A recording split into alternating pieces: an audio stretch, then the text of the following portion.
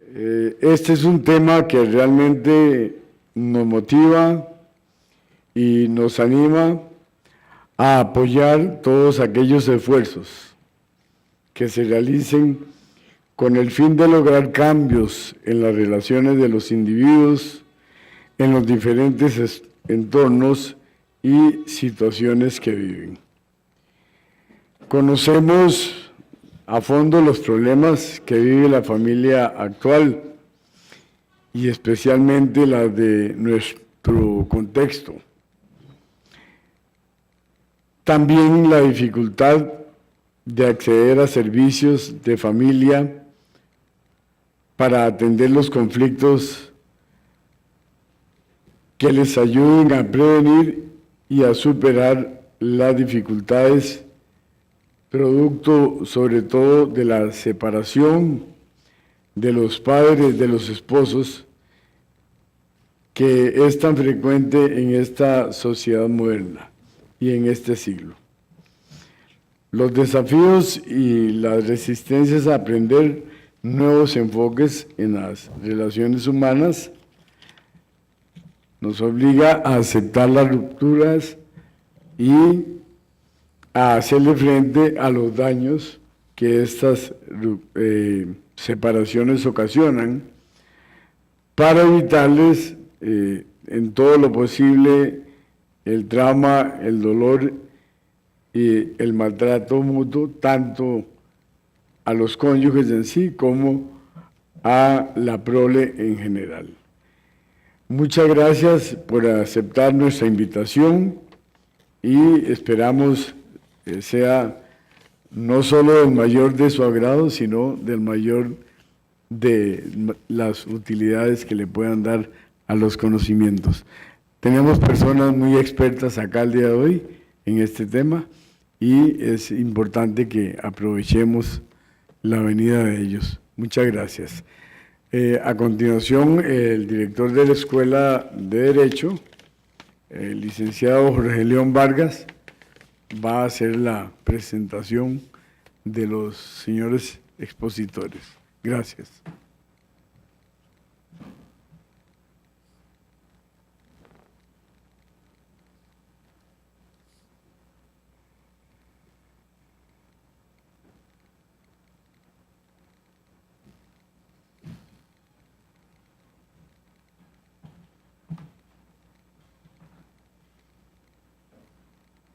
Muy buenas tardes, tengan todos ustedes.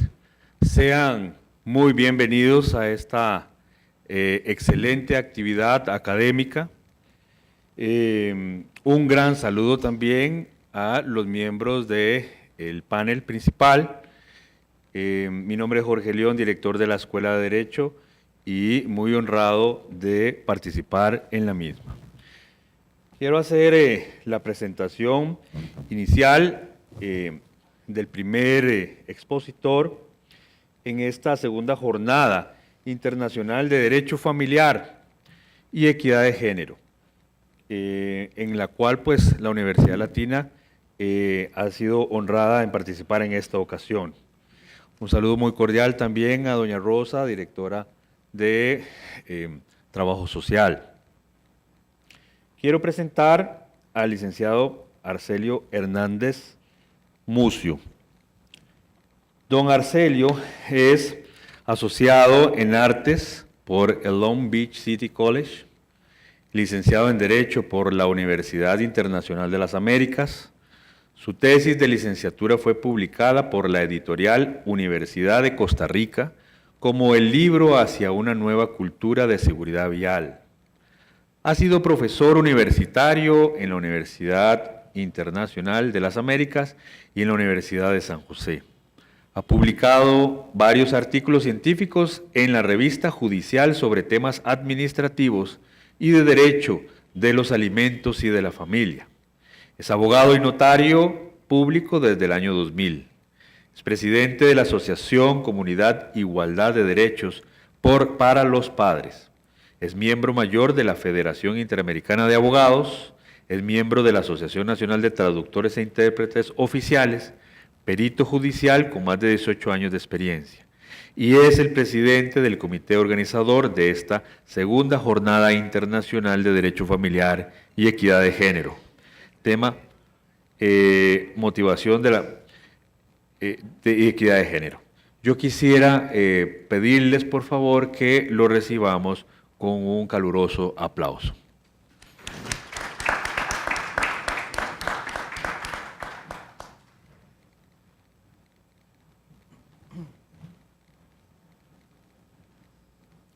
Muy buenas tardes. Nuevamente quiero agradecer a cada persona que está aquí, estudiantes, profesionales de las ciencias sociales. También agradecerle de manera muy especial a las escuelas de Derecho y de Trabajo Social que nos han ayudado en la organización de esta actividad de hoy, que es parte de un ciclo de conferencias que venimos realizando en el marco de la segunda Jornada Internacional de Derecho Familiar y Equidad de Género. La primera actividad ya la hicimos el viernes pasado, el 10 de agosto, en el Colegio de Abogados y fue muy exitosa. Pienso que estamos bastante satisfechos con esa primera actividad y esta la segunda. Quiero nuevamente invitarles a que continúen participando. La siguiente actividad será en otra universidad, que es la Universidad Ulicori, Universidad Libre de Costa Rica. Este enfoque va cambiando según la fecha. En el Ulicori el enfoque va a ser un enfoque criminológico porque es la escuela de criminología la que nos está ayudando a organizar. Hoy tendremos un enfoque más dirigido al trabajo social, porque tenemos también ponentes que son trabajadores sociales. Entonces, quiero también recordarles que al final de la actividad tendremos un momento, un pequeño refrigerio, para que aquellos de ustedes que deseen acercarse a los ponentes puedan hacer preguntas, ¿verdad?, en un ambiente un poquito más privado, dudas que puedan tener, porque a veces el periodo de preguntas no puede ser tan largo como quisiéramos por limitaciones de tiempo. La idea es que vamos a terminar a las 7 de la noche hoy. Quiero pedirle al doctor Francesc Reina Peral, que lo vi entrar por allí, si está en el auditorio. Él me avisó que venía un poquito tarde, si puede tomar por favor asiento aquí arriba. Muchas gracias, sí. Don Francesc, que viene desde Barcelona, él es profesor de la Universidad de Barcelona, y me avisó que venía un poquito tarde por este problema que tenemos de los en la carretera, ¿no? Demasiados vehículos ya.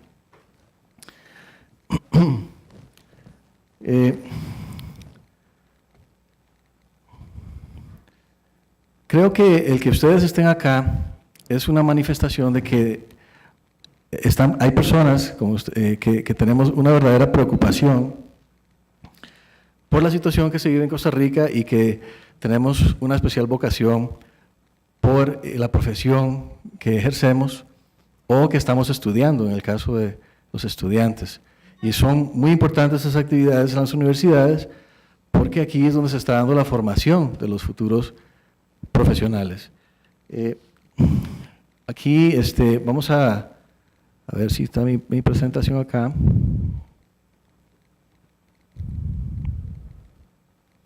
Voy a hablarles un poquito nada más. No me voy a extender mucho, todos queremos escuchar a nuestros, ¿verdad?, expertos en trabajo social. Yo soy abogado, pero me he especializado en los últimos 18 años aproximadamente en la materia familiar. Y algo que, bueno, todos somos testigos, lo vemos en las noticias todos los días, es que el problema de la violencia en nuestro país ha venido incrementando. Para esto no hace falta ser un experto, ¿verdad? Todos creo que hemos sentido este aumento en la violencia que afecta pues, el desarrollo humano, porque todos necesitamos un ambiente seguro, un ambiente estable, para desarrollar nuestras capacidades a un nivel óptimo. Vean ustedes lo que está pasando en nuestro hermano país, Nicaragua. Qué difícil, ¿verdad?, estudiar allá y llevar una vida normal, digamos, cuando hay tal situación de convulsión social. Y esa falta de paz social ciertamente pues entorpece el desarrollo de las personas. Parece que alguien dejó el teléfono acá. Vamos a... No sé quién será el teléfono. Bueno, ahí seguirá sonando seguro. Voy a ponerle acá en modo de presentación, disculpen.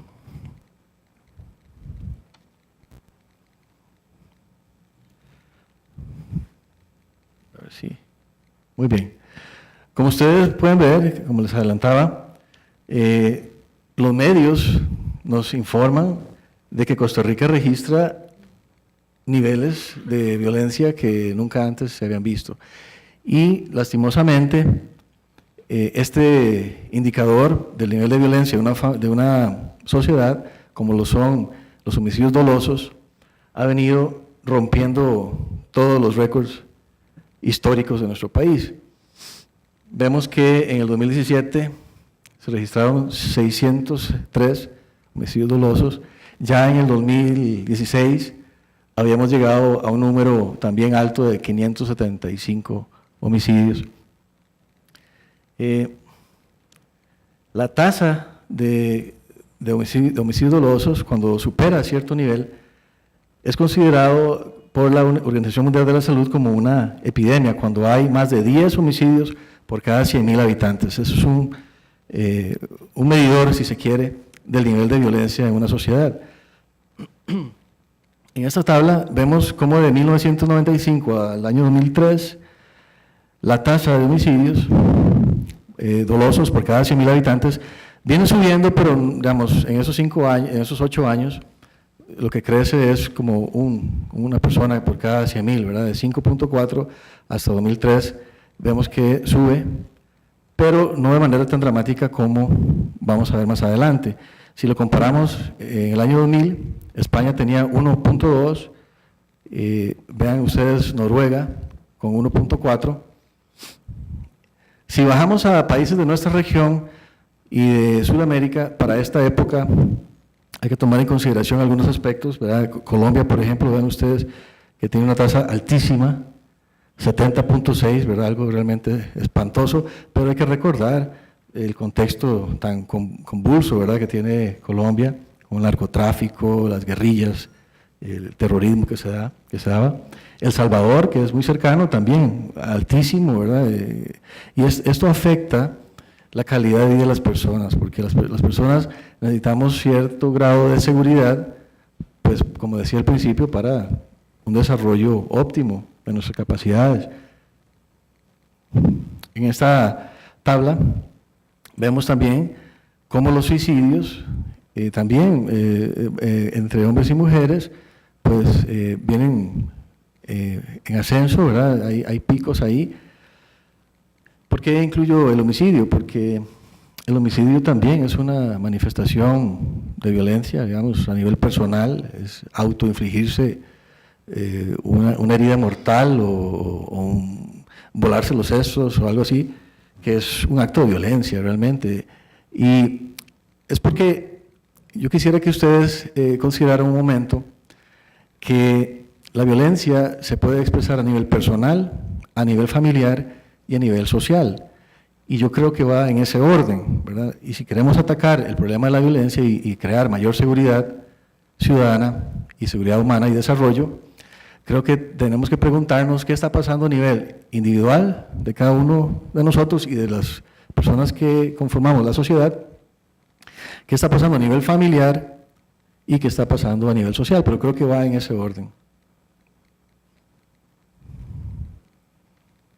Aquí vemos también por sexo cómo el homicidio y el suicidio ambos afecta mayormente a los hombres, que son cosas que el Estado, el gobierno debería tomar en cuenta a la hora de diseñar programas de atención. La delincuencia organizada, ustedes pueden ver cómo también representa cada vez menos de ese aumento en el número de homicidios. Es cierto que más o menos la mitad de los homicidios dolosos se deben a organizaciones delictivas, especialmente el narcotráfico, que lastimosamente nuestros jóvenes se van cada vez más involucrando en esas actividades y tenemos que preguntarnos qué está haciendo falta a nivel de administración, a nivel de gobierno, para que los jóvenes no opten por meterse en estas pandillas, en estos grupos delictivos y prefieran hacer lo que ustedes están haciendo, estudiar, ¿verdad? Esforzarse por pues, desarrollarse de una manera pues, que no esté fuera de la ley. Vean ustedes cómo en este cuadro, las causas de homicidio según grupos de edad, tenemos que las relacionadas con actividades delictivas, en las edades de personas muy jóvenes, de 15 a 29, por ejemplo, vean ustedes cómo se dispara eso. Quiere decir que nuestros jóvenes están siendo afectados especialmente están siendo atraídos más bien por estos grupos delictivos y tenemos que preguntarnos como sociedad qué es lo que estamos cultivando en ellos. Si les estamos incentivando quizás a una idea de dinero fácil, ¿verdad? De que las cosas no cuestan trabajo. Y vean también de 30 a 44 años, adultos jóvenes, son los mayormente afectados. También hay causas interpersonales allí que se pueden ver. Muertes por femicidio, que bueno, esto ya entra en el ambiente familiar, ¿verdad? Tenemos, además de eso, hay grupos vulnerables como los niños, ¿verdad? El maltrato infantil y mujeres que mueren a manos de sus parejas. Y muchas veces son hombres que no saben manejar la ira o sus emociones y encima de que matan a su pareja, después se suicidan. Entonces es un doble acto de violencia. Vean ustedes que el primer trimestre de este año no nos ofrece ningún dato alentador, ¿verdad? Vamos otra vez rompiendo récords. Cada 16 horas se reporta un nuevo homicidio, dice en esta noticia acá. O sea, cada vez más. Nosotros podemos, digamos, yo soy una persona que me gusta ser muy positivo, ¿verdad? Y me gusta ser muy, pues, optimista con la vida. Sin embargo, pienso que para enfrentar estos problemas tenemos que ver los datos, ¿verdad?, reales. Por más que nosotros en nuestra vida privada nos encerremos en un cuarto, ¿verdad?, a hacer meditación y tal vez hasta levitemos, no sé, pero afuera están sucediendo esas cosas y tenemos que estar conscientes de que puede afectar a nuestra familia. Puede afectar al prójimo, pues. Vean ustedes en las noticias qué mal está quedando nuestro país, ¿verdad? Con estos ataques a turistas que vienen a nuestro país, por ejemplo. Son cosas muy, muy graves que tenemos que considerar. Don Walter Espinosa, director del OIJ, en cuanto a proyecciones, nos dice que para el 2025 Costa Rica proyecta tener tasa de homicidio similar a México. Y México, recuerden también, igual que Colombia, hay zonas ahí que son franca guerra, ¿verdad?, por el narcotráfico, una masacre de gente, y es preocupante que nos diga ahí que para el 2025 tengamos tasas de 16.08 homicidios por cada 100.000 habitantes. Recuérdense que estábamos hablando en el 95 de 5 o 6, o sea, es un aumento muy importante. Y en aquel entonces se decía que estábamos mal, es cierto, pero que estaba subiendo, pero que bueno, que si nos comparamos con los vecinos, ¿verdad?, pues seguimos estando mejor. Me parece que esa no es no es como razón para sentirnos nosotros confortables y cómodos y seguros, ¿verdad?, cuando cada año sube el número de personas víctimas de la violencia. Y no solamente homicidios donde alguien le dispara a otra persona, sino que vean ustedes la violencia que podemos ver a diario también en las calles. Como les decía, nosotros debemos buscar herramientas y nosotros como profesionales o estudiantes de las ciencias sociales tenemos una gran responsabilidad, porque tenemos que buscar maneras de nosotros mismos, siempre con el ejemplo, ¿verdad? Y el doctor Francesc nos habló ya el viernes sobre el ejemplo y el rol de maestros que tenemos con la sociedad, en la vida personal, en la vida familiar y en la sociedad. ¿Cómo solucionar conflictos renunciando a la violencia? Esa es una decisión que en algún momento de la vida debemos tomar, porque todos hemos sentido la tentación de resolver los problemas a golpes, o en el peor de los casos, la gente ahora anda muy armada y saca un arma y hasta mata a una persona. Todos hemos tenido esos pensamientos y esas consideraciones, pero yo creo que en algún momento debemos decidir, ¿verdad?, qué tipo de persona queremos ser, qué tipo de familia queremos conformar y qué tipo de sociedad queremos construir. Si queremos construir una sociedad de paz, tenemos que tomar esta decisión, pienso yo, a nivel personal, de renunciar a la violencia como solución de los conflictos interpersonales, especialmente los conflictos en la familia. ¿Por qué? Porque, en esto coinciden los expertos, el hogar es el lugar donde más eficazmente se reproduce la violencia. Los niños, ellos ven nuestro ejemplo y ellos, digamos, sus mentes son todavía inmaduras y ven nuestro ejemplo, ver cómo nosotros resolvemos los problemas. Entonces, obviamente, en el hogar es el lugar donde más fácilmente y más eficazmente se reproduce la violencia. Nos está faltando programas educativos donde a los niños se les enseñe cómo procesar el enojo, por ejemplo, la ira, la frustración. Está bien sentir enojo, o sea, hay que enseñarle a los niños de que es normal, todos nos enojamos. Aquí, ¿quién no se enoja acá? Todo el mundo puede enojarse, pero ¿qué vamos a hacer con ese enojo? ¿Cómo lo vamos a procesar? Está bien sentirlo, ¿verdad? Pero, ¿cómo procesarlo? Y los niños, lastimosamente, a veces lo que hacen es ver series en la televisión de narcotráfico y estas novelas, y los papás no se preocupan de que estén viendo ahí cómo se solucionan los problemas por medio de la violencia. Entonces, son preguntas que tenemos que hacernos muy seriamente como sociedad, como profesionales y como estudiantes de las ciencias sociales. ¿Es capaz un niño de primero pensar antes de actuar? ¿Verdad? De sentir algo, sí, yo siento enojo, pero voy a procesarlo primero, no voy a actuar al primer impulso, ¿verdad? Y a golpear a mi compañerito o a tomar alguna acción violenta porque me están enseñando que eso no es la manera de correcta y quiero buscar la paz. Entonces, esa cultura de paz es muy importante. Estos son una foto que tomé el jueves cuando llegó don Francisco y su esposa María José a Costa Rica. Muy agradecido de nuevo con ellos porque espero seguir adquiriendo conocimientos y herramientas de ellos. Ya les decía, en el Colegio Gauss tuvimos una actividad muy bonita, un tiempo de compartir con muchas personas y evacuar algunas dudas.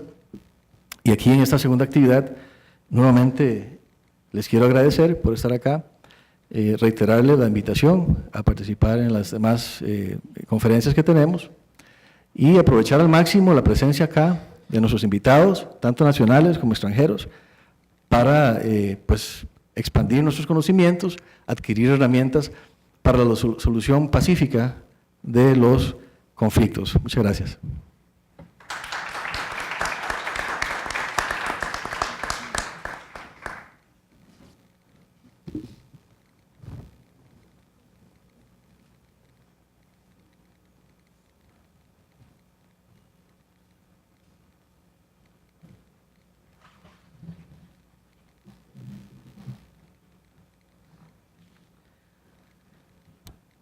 Seguidamente tengo el gratísimo gusto de presentar a la licenciada Rebeca Ruiz Chacón.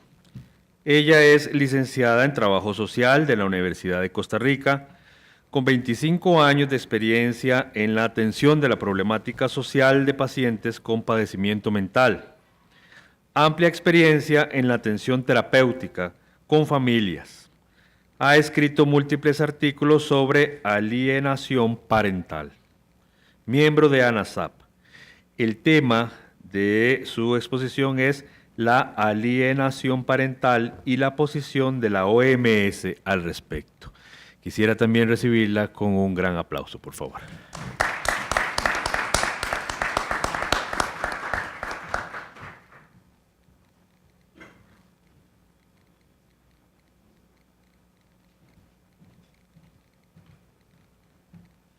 Buenas noches. Para mí es un honor y un placer estar aquí con ustedes compartiendo esta noche.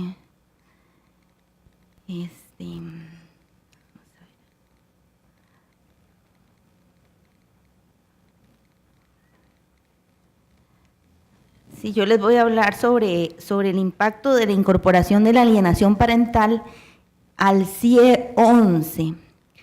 Primero voy a hacer la definición de lo que es la alienación parental. Posteriormente les voy a decir qué es el CIE 11, que es una herramienta que utilizamos los profesionales en salud. Y después les voy a hacer como un análisis de lo que es el impacto de la incorporación de esta problemática en el CIE 11, que es la próxima edición sobre la clasificación internacional de enfermedades.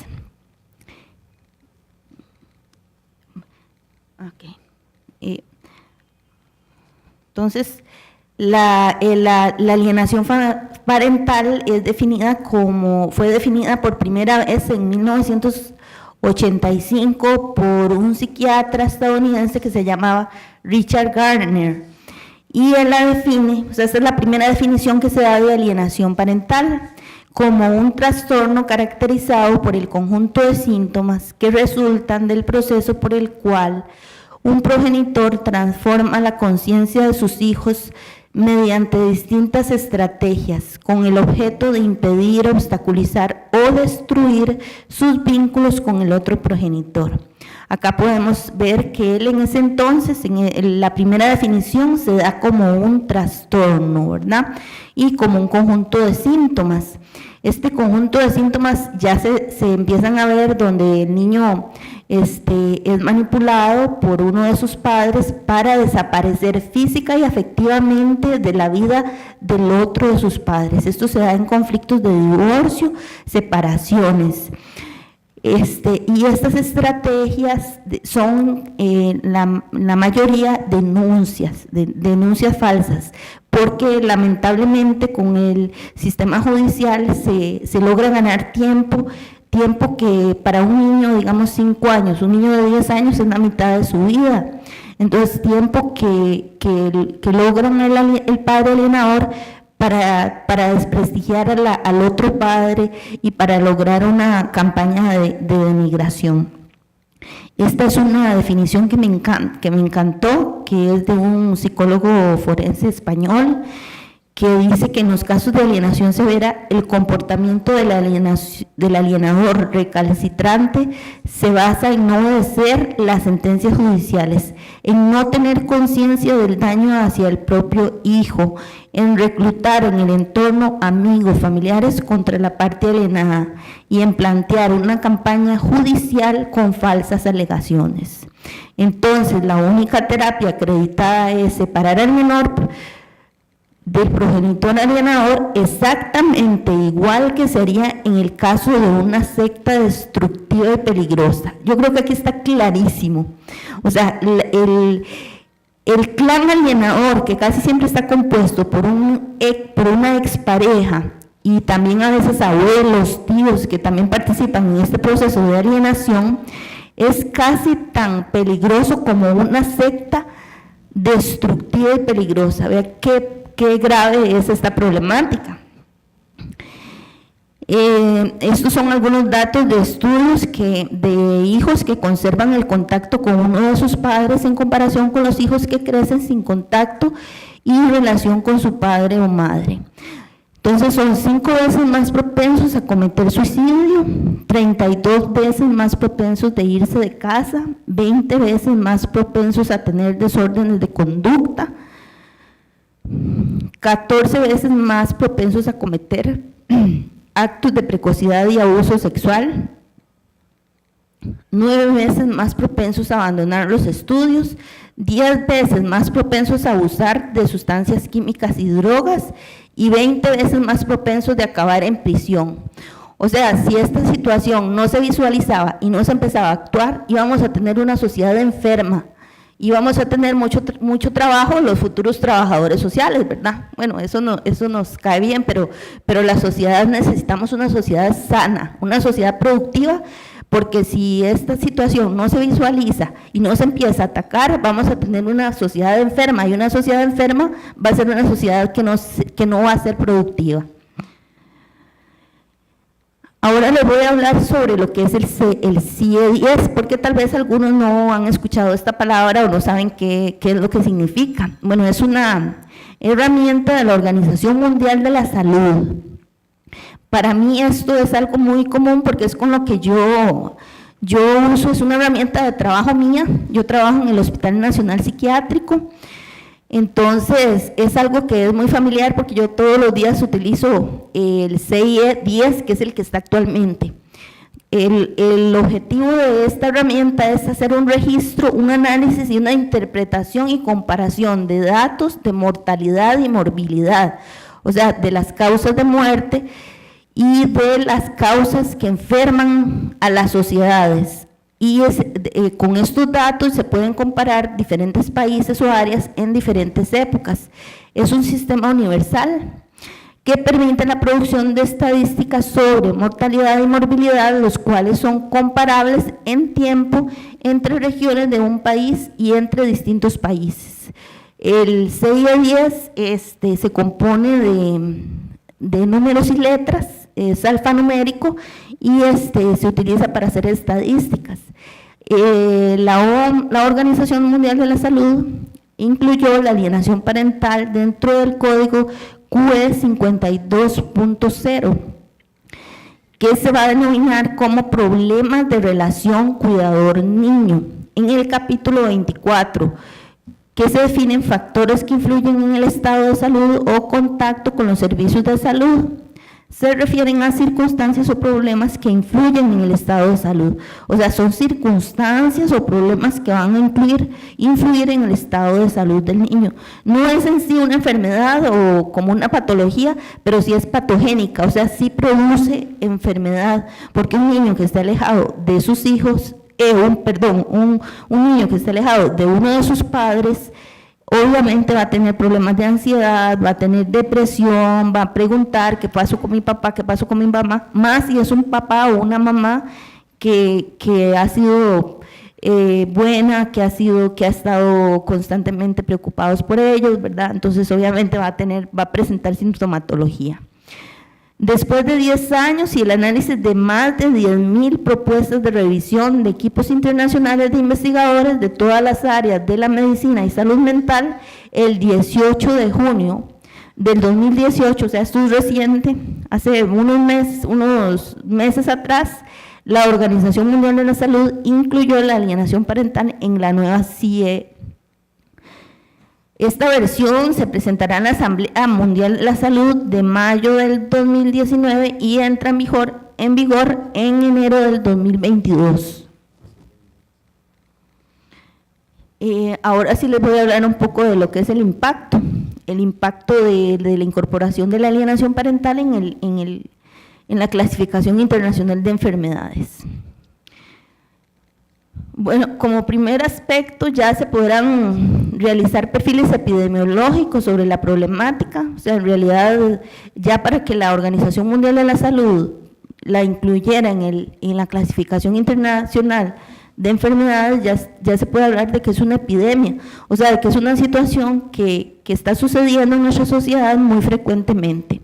Ya las instituciones involucradas en la atención de la niñez, como la Caja y el PANI, ya tendrán que identificar esta problemática y tomar acciones en la atención de esta situación.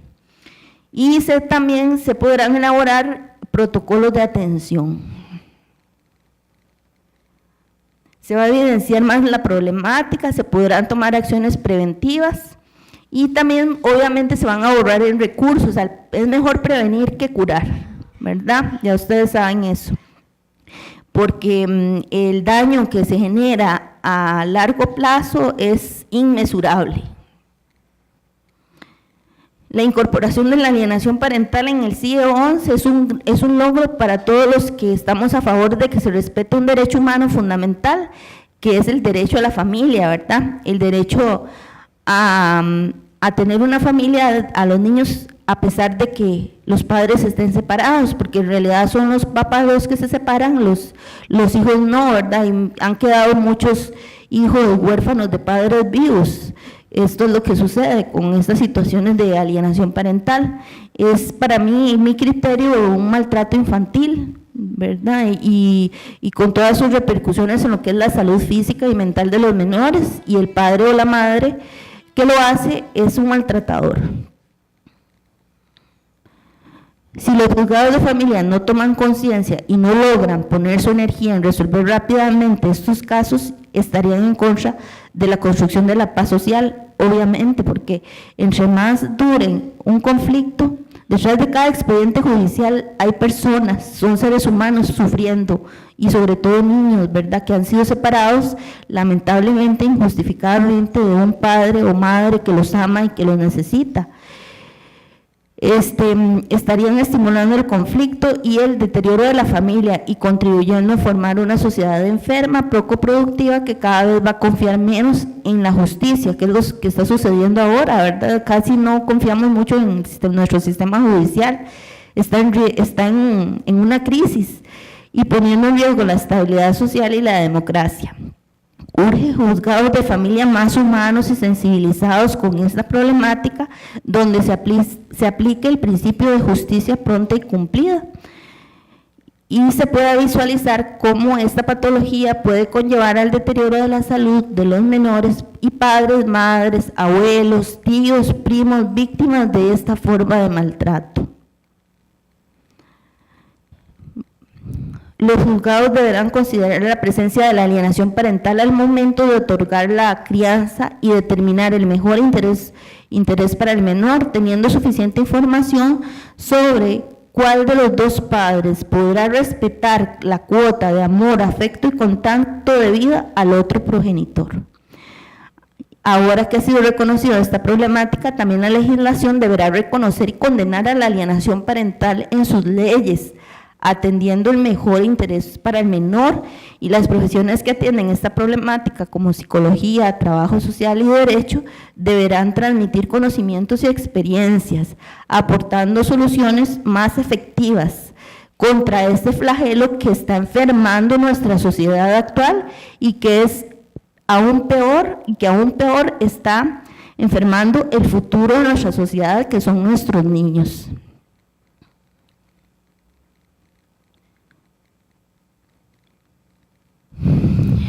Esta problemática afecta a hombres y a mujeres.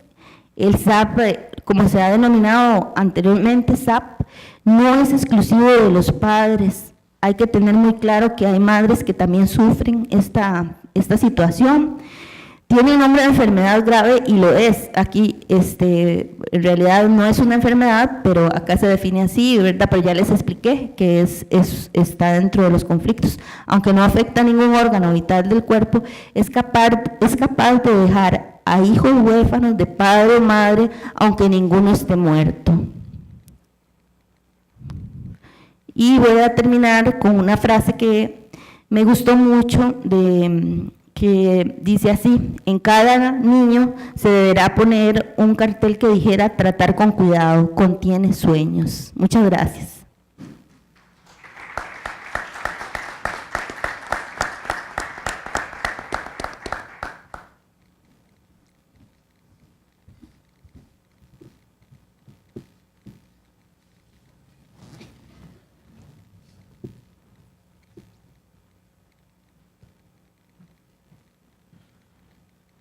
Seguidamente, con gran placer, quisiera presentar al máster Carlos Grüttner Ramírez, psicólogo clínico, director ejecutivo de la Fundación Costarricense de Trastorno Bipolar, profesor de Psicología y Terapias Breves en la carrera de Trabajo Social de la Universidad Latina y psicólogo de Cuidados Paliativos Pediátricos del Hospital Nacional de Niños.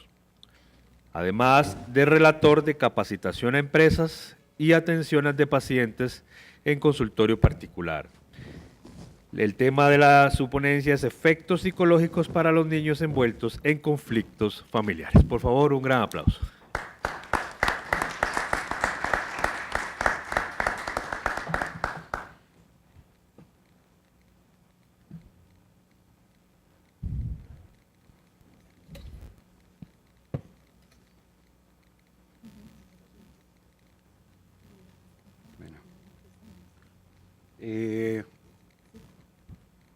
Buenas tardes. ¿Se escucha bien? Bueno, el tema que me pidieron desarrollar es cómo afecta a los hijos los conflictos familiares.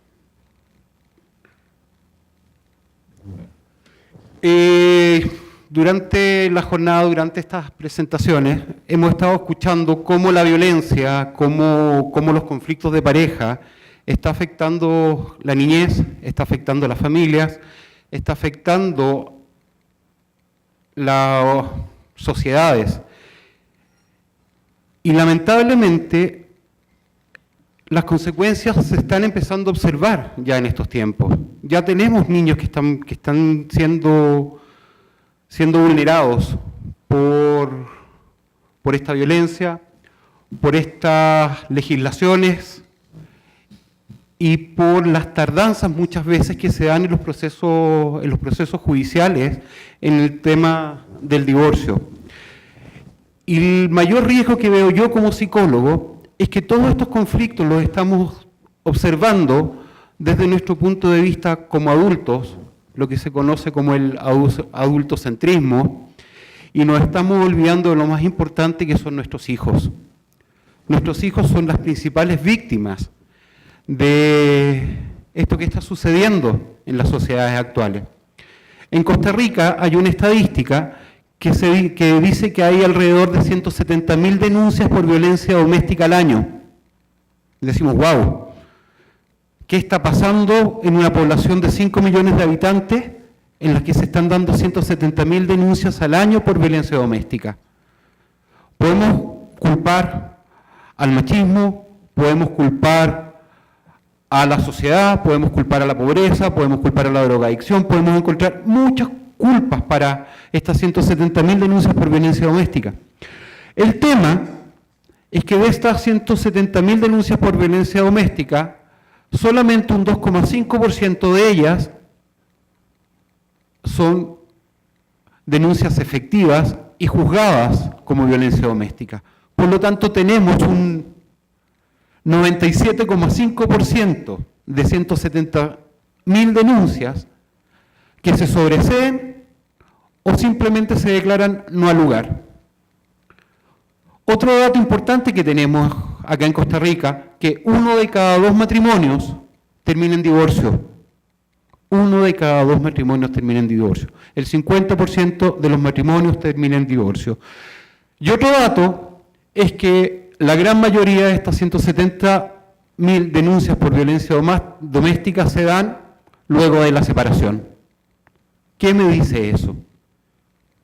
Que estas denuncias por violencia doméstica, que se dan tanto de mujeres contra hombres como de hombres contra mujeres, se está utilizando como una manera de venganza, se está utilizando como una manera de manipular probablemente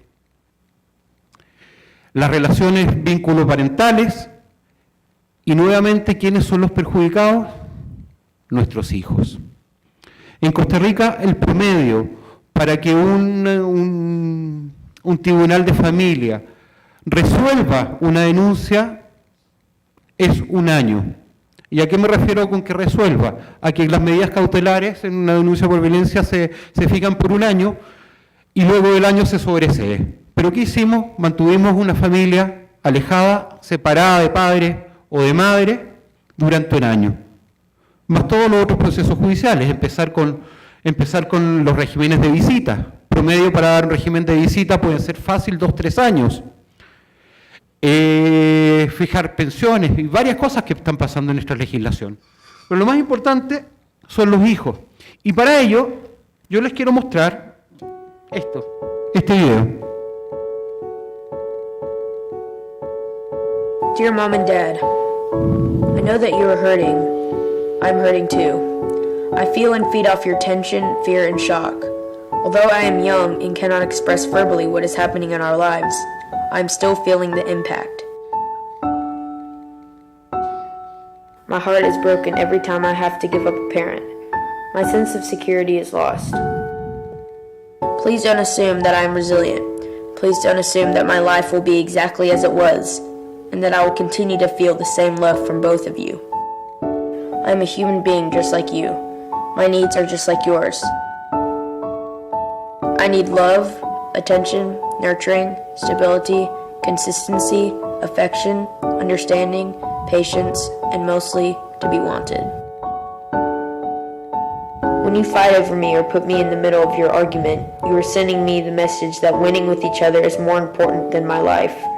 I am learning from you that it is better to be right than to be loved. You are teaching me that I came from a person who is unlovable and wrong, and that I am somehow wrong too. When you confide your hurt in my heart, you are storing up adult pain and robbing me of my childhood. You are taking away my belief that love is unconditional and replacing it with a message that tells me to become hard and not to love because I will get hurt and not be able to recover. You may not understand this today, and I am so small that you are not thinking about my future, but you are putting me at a greater risk of getting a divorce myself. At times, you are risking my safety to fill a void in your heart. My safety is your job. Without you and your protection, I am unshielded from the world. This will manifest in irrational fears for me, because I will stay in a state of fight or flight for most of my life. Someday, this initial shock will wear off, but how you choose to parent me through this crisis will never wear off. I will either feel your sense of selflessness, support, protection, or I will have a scar on my heart with a message that reads, "Good things happen to good people. I must be bad." Thoughtfully, the child of divorce. Wow, ¿qué les parece? Wow. En el video hay una frase que dice: cuando pelean por mí o me ponen en medio de sus discusiones, me están dando el mensaje de que ganar una pelea es más importante que mi vida. Este fue un video que se hizo famoso en internet hace un par de años y es una carta real escrita por un niño de 7 años hacia sus papás. Yo creo que es un momento un poquito para reflexionar. No se trata de mantener las familias a toda costa, no se trata de mantener una relación de pareja que está quebrada, pero sí se trata de que por mucho que los adultos estén quebrados, que por mucho que los adultos tengan este conflicto en los cuales a veces no puedan verse a la cara, deben pensar en el interés superior del niño, y el interés superior del niño es que los adultos maduren, en cierto sentido, escondan el hacha de guerra y piensen en la principal víctima de un proceso de separación o un divorcio conflictivo. Mientras los padres atraviesan esta lucha, los hijos se quedan emocionalmente desamparados. A mayor desborde y angustia de los padres, más desamparo y desolación de los niños. Mira, acá hay un par de estudios que los voy a señalar.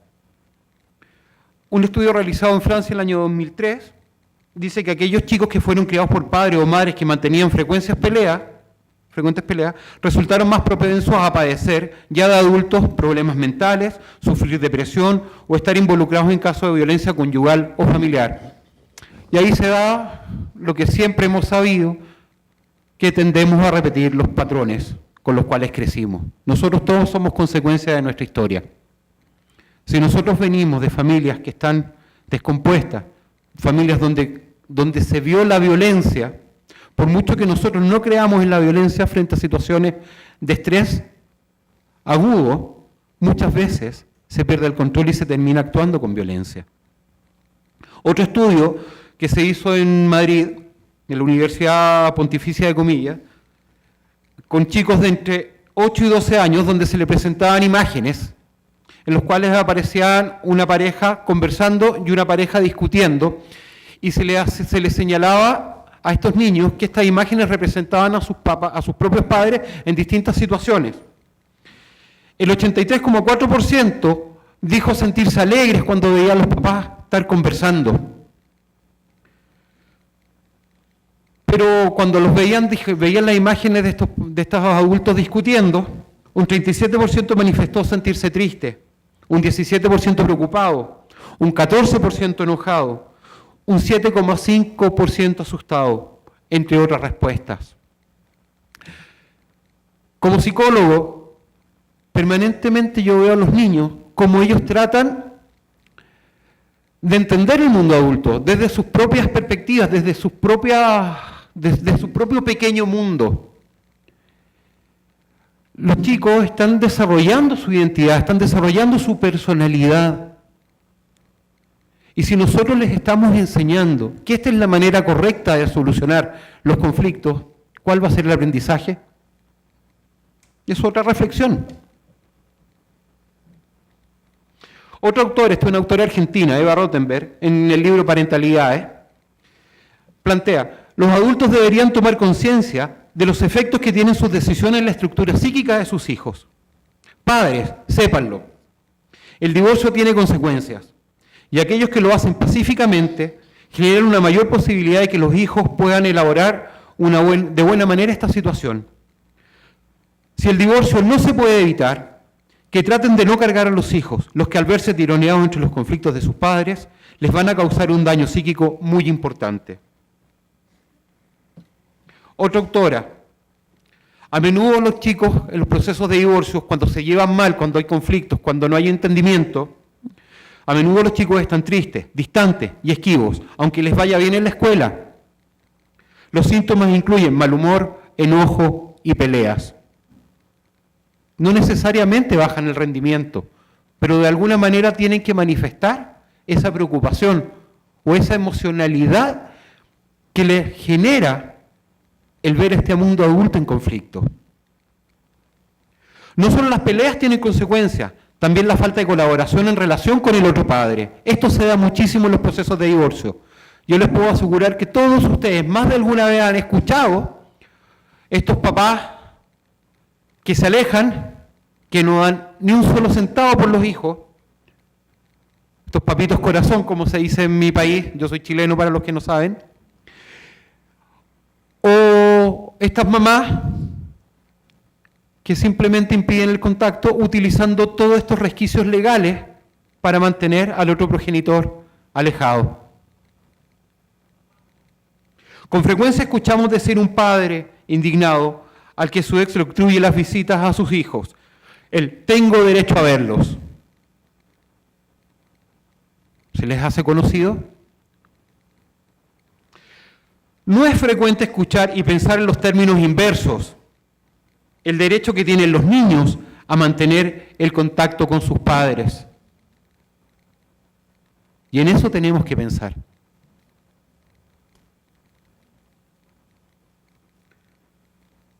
Si su hijo está muy alterado, acá van algunas recomendaciones. O los niños con los que ustedes van a trabajar, porque me imagino que acá, yo veo algunos alumnos míos de trabajo social, me imagino que hay alumnos también de la Escuela de Derecho, y les va a tocar, tanto a nivel personal, familiar como profesional, encontrarse con este tipo de situaciones. Si el niño, si su hijo, sobrino, cliente, hijo de su cliente, paciente, está muy alterado, dígale que usted reconoce y acepta sus sentimientos. Es muy importante que ellos se sientan validados, que le importan, y asegúrele que estos sentimientos son perfectamente normales y comprensibles. Por Dios, se les destruyó su núcleo familiar. Por mucho que haya habido conflictos, muchas veces los hijos prefieren que los padres se mantengan, porque cuando se separan se pierde el contacto, se pierde el vínculo. Y eso es lo que no podemos permitir como adultos.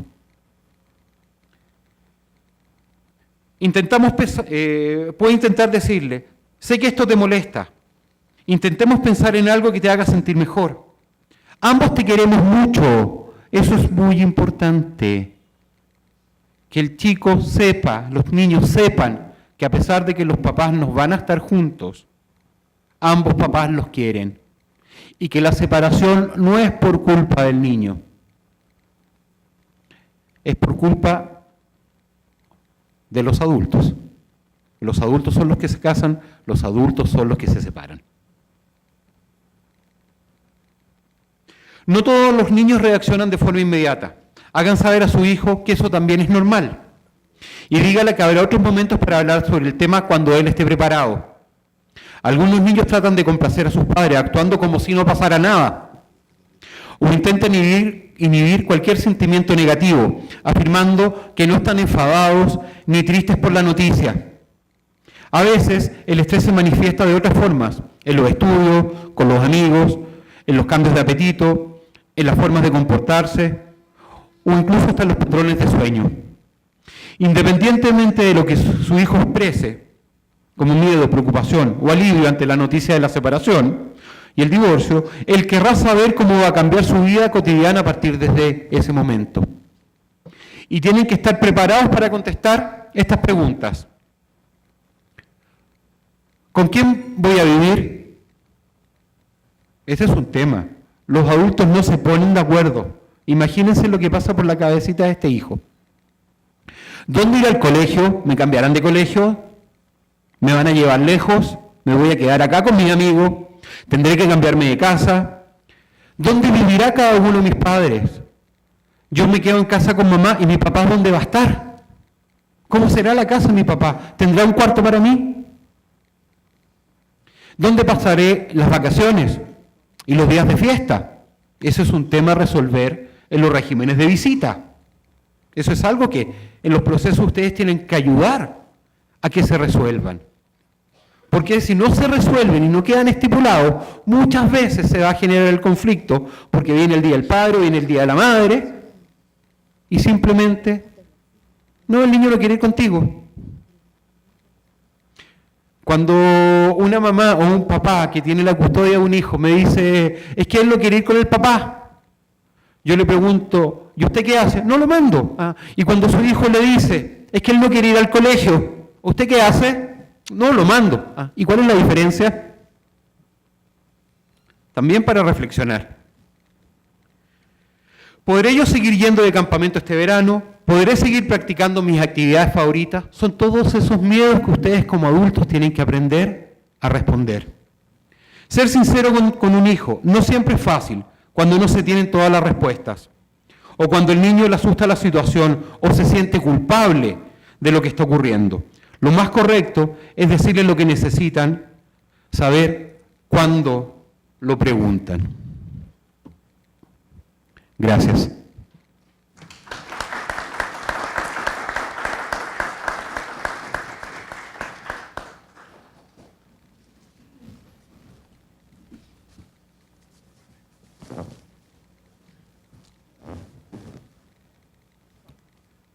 Seguidamente, con gran regocijo, permítame presentarles a el señor Frances Reina Peral, maestro de posgrado en Educación Social. Él realizó su doctorado en Pedagogía en la Universidad de Barcelona. Su tarea profesional la ha desarrollado en la atención a la infancia, adolescencia y familia. Y últimamente es responsable del Servicio Municipal de Atención a Personas Sin Hogar del municipio de Badalona. Es promotor de diversos servicios de mediación social y profesor en mediación desde el año 1992. Formado en Bélgica, ha sido docente en diversas universidades del Estado español y durante 3 años en el posgrado de la Facultad de Sociología de la Universidad de Chile. Es mediador activo en el Departamento de Cataluña del Gobierno de Cataluña. Actualmente imparte lecciones en los máster de Cultura de la Paz y Mediación Comunitaria. Profesor de la UNED Española en materias de Pedagogía Social. El tema de su ponencia es la ética en el desempeño profesional. Quisiera darle una cordial bienvenida, por favor, con un caluroso aplauso.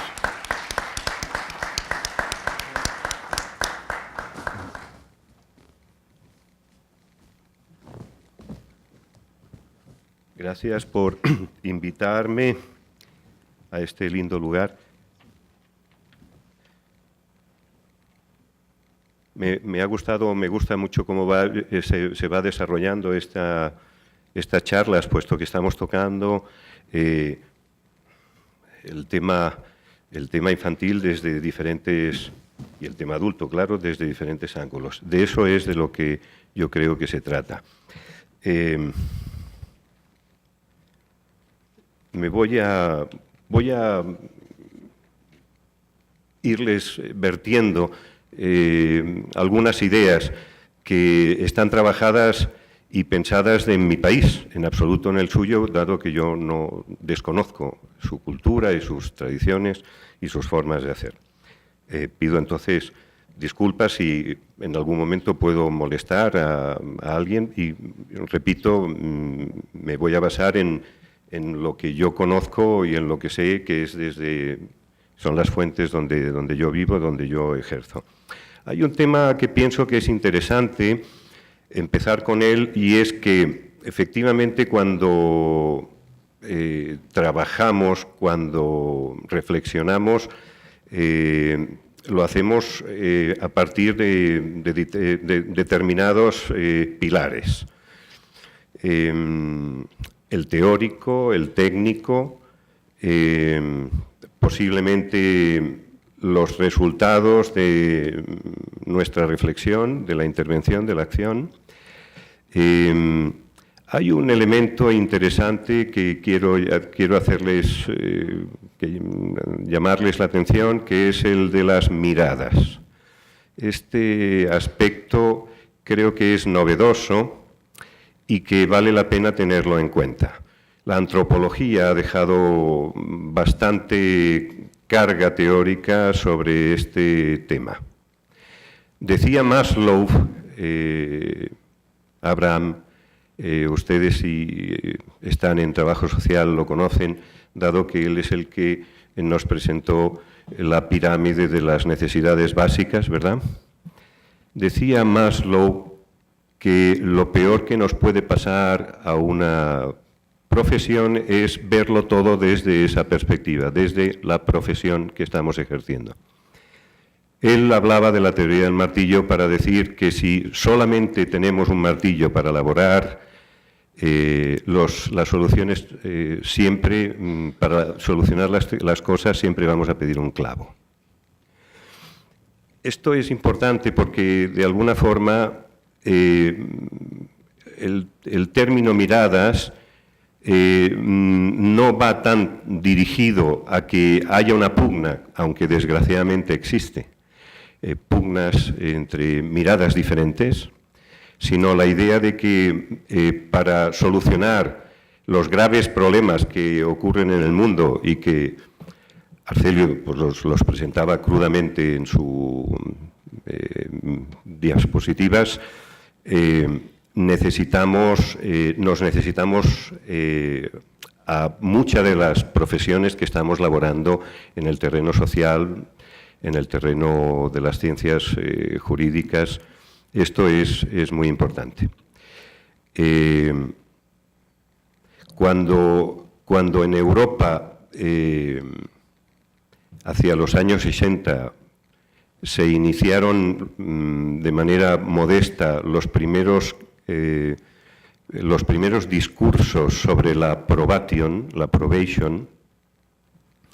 discursos que llegaron a mi país a finales de los años 70, casi en principios de 80, imagínense. El elemento fundamental al que yo les quiero llamar la atención, quiero que presten atención, es al tema del entusiasmo.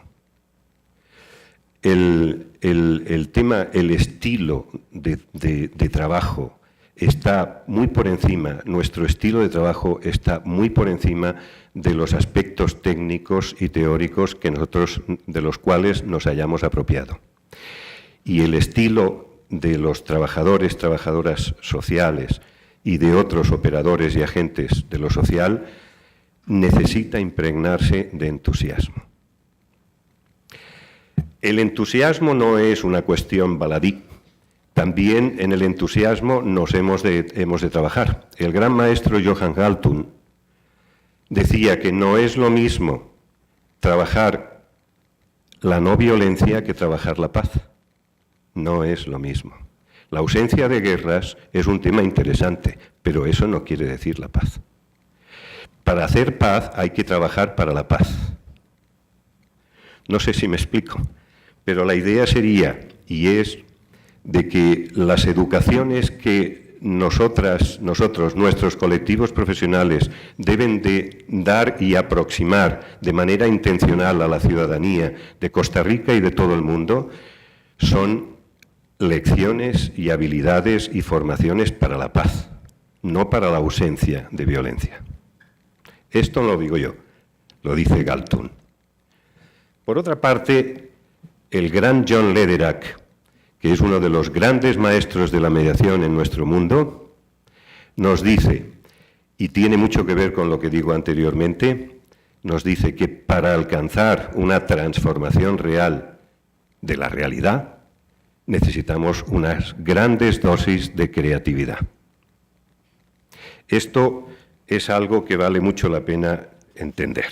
Cuando hacia los años 80 y a finales de los 80 empezamos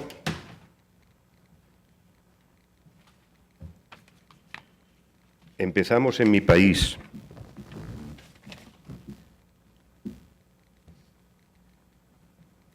a recibir lo que serían las semillas de la probation, ahí es cuando empezamos también a introducir la mediación como un planteamiento más allá de lo puramente profesional. Lederach ya dice que a veces lo que debemos hacer las profesiones es desatarnos de alguna forma del rigor técnico para empezar a ser más creativos, más creativas.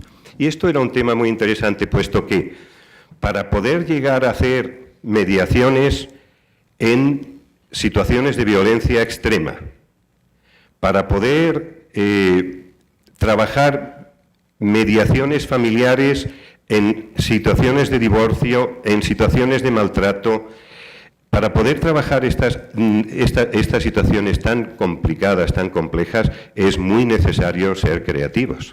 No podemos tomarnos este ejercicio práctico de manera pesimista. Este entusiasmo, lo que además nos ha ayudado, nos ha provocado, es no solamente quedarnos en la mediación como un espacio, un escenario exclusivo y especial. De este escenario han salido y han surgido muchas otras inquietudes y dinámicas, como han sido, por ejemplo, los círculos de paz que hicieron que en mi país ETA dejara de trabajar, dejara de matar.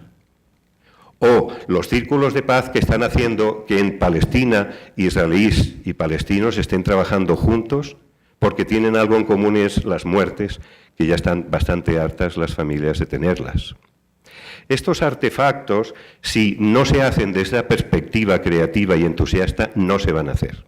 La coparentalidad es un tema, es la coordinación, el trabajo de la coparentalidad, que pronto van ustedes a escuchar de la mano de mi amigo Francisco, es un tema tan impresionante que no es verdaderamente mediación, pero sí que es la garantía de un trabajo ético de miradas entusiastas, de miradas que buscan trabajar la paz.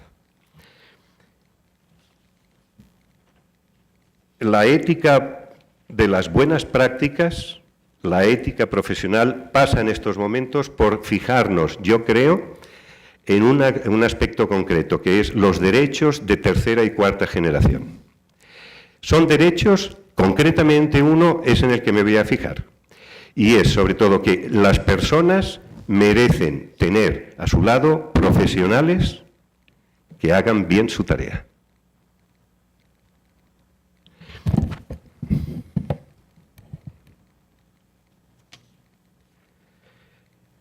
Lejos de ahondar en aspectos patológicos de nuestra ciudadanía, yo trabajo en mi línea, lo que intento trabajar más es el aspecto de la vulnerabilidad. Todo el mundo es vulnerable, todo el mundo. Y esa vulnerabilidad hace, o sea, esa fragilidad antropológica que llevamos encima al ser humano, hace que seamos muy frágiles ante los advenimientos externos. Y son las situaciones externas las que pueden hacer cambiar y variar nuestro pensamiento y nuestra acción.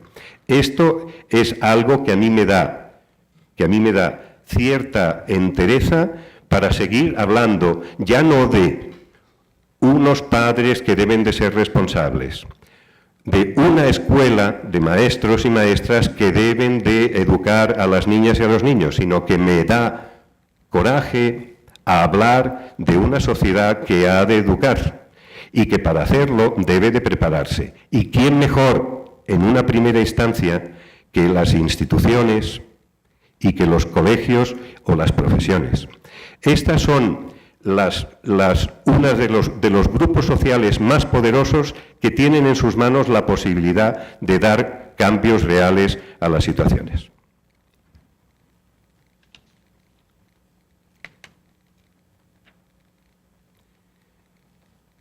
Una cultura profesional reflexiva, una cultura profesional que se enfrente a los vicios que posiblemente las instituciones nos están llamando y que evidentemente están limitando mucho la mejora de nuestra tarea hacia los demás. ¿Qué quiere decir una reflexión reflexiva, una intervención reflexiva? Quiere decir sobre todo que no vayamos corriendo haciendo las cosas, porque ya sabemos lo que ocurre cuando corremos.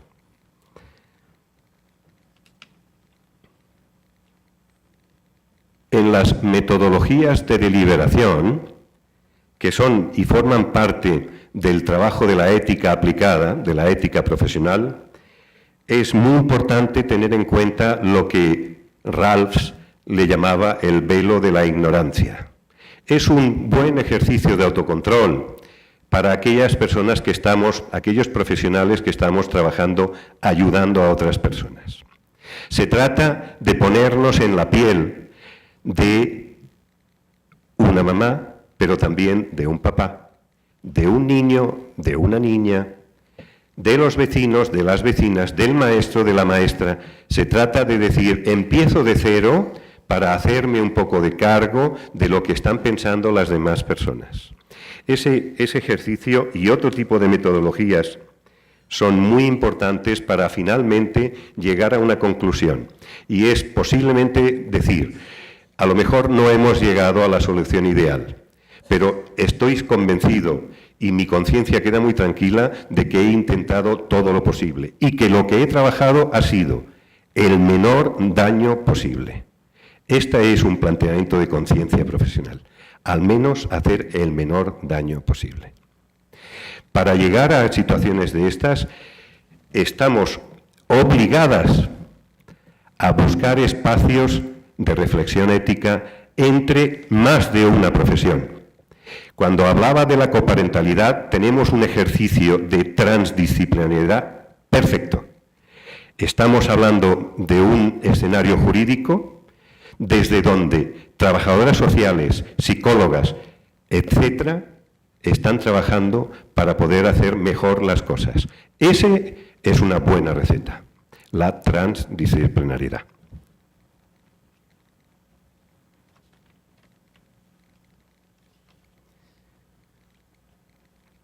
Yo creo que casi he acabado. El razonamiento emotivo es un elemento que supera con creces muchas veces ese razonamiento técnico, teórico, que tanto hemos heredado de la tecnocracia de años anteriores. Es necesario ser más artesana, aplicar más artesanía. Muchas gracias.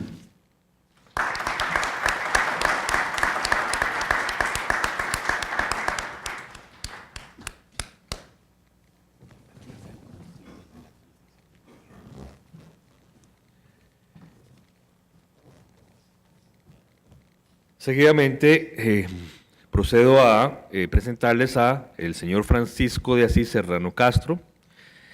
Él es licenciado en Derecho por la Universidad Hispalense de Sevilla en el año 87. Ingresó en la carrera judicial en el año 90, siendo su primer destino juez de primera instancia e instrucción número 1 de Valverde de Camino, Huelva. En mayo del 98 ascendió a magistrado, tomando posesión en el Juzgado de Primera Instancia de Familia número 7 de Sevilla. Ha sido profesor de la Escuela de Seguridad Pública en cursos de formación de la Policía Local, ha sido profesor del Instituto de Ciencias del Derecho, donde imparte Derecho de Familia, en los cursos de prácticas y asesoría jurídica. Ha sido ponente en cursos y seminarios impartidos en la Universidad de Barcelona, en la Universidad de Sevilla y Madrid. Profesor también en los cursos organizados por el IAAP para formación continua de funcionarios de justicia. Director, coordinador y ponente habitual en jornadas de Derecho de Familia, organizadas por el Consejo General del Poder Judicial. Ha sido colaborador de la Escuela Judicial, tiene numerosas publicaciones en revistas especializadas, es presidente de honor del IPROMAF, que es el Instituto para la Promoción de la Mediación y Asesoramiento Familiar. Ha impartido numerosas conferencias, cursos, jornadas sobre derecho de familia. Premio a MUBI en reconocimiento a la actuación profesional en defensa de las mujeres víctimas de maltrato. Premio Prodeni en reconocimiento a la actuación en la defensa de los derechos del niño. Ha sido coorganizador del Congreso Internacional de Mediación Familiar, organizado en Sevilla.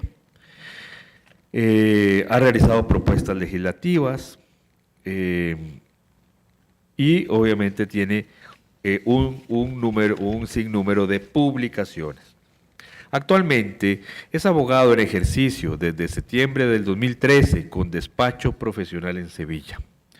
El tema de su ponencia o su conversación con ustedes es riesgos y desafíos en la protección de los niños en la vida familiar. Por favor, un grandísimo aplauso.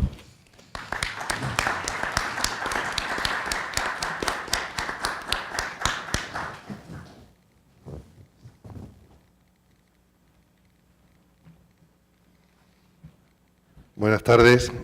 Antes que nada, pues quería dar las gracias a la Universidad Latina de Costa Rica, especialmente a la Facultad de Trabajo Social, y a las personas que se han encargado y que son los responsables de que estemos hoy aquí, que son especialmente de la Comunidad de Igualdad de Derechos para los Padres.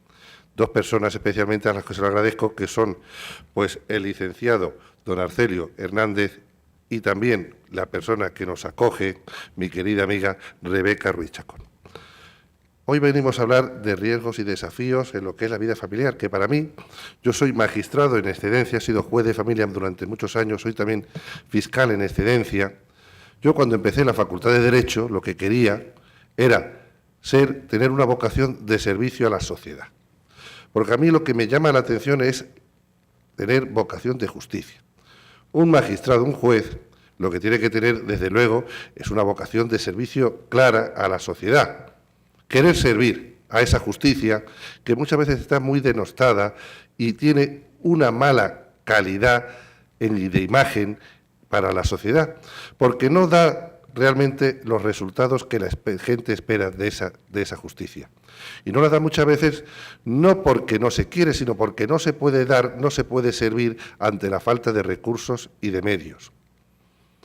Yo ya pedí en su momento la excedencia en la carrera fiscal y en su momento también he pedido la excedencia en la carrera judicial.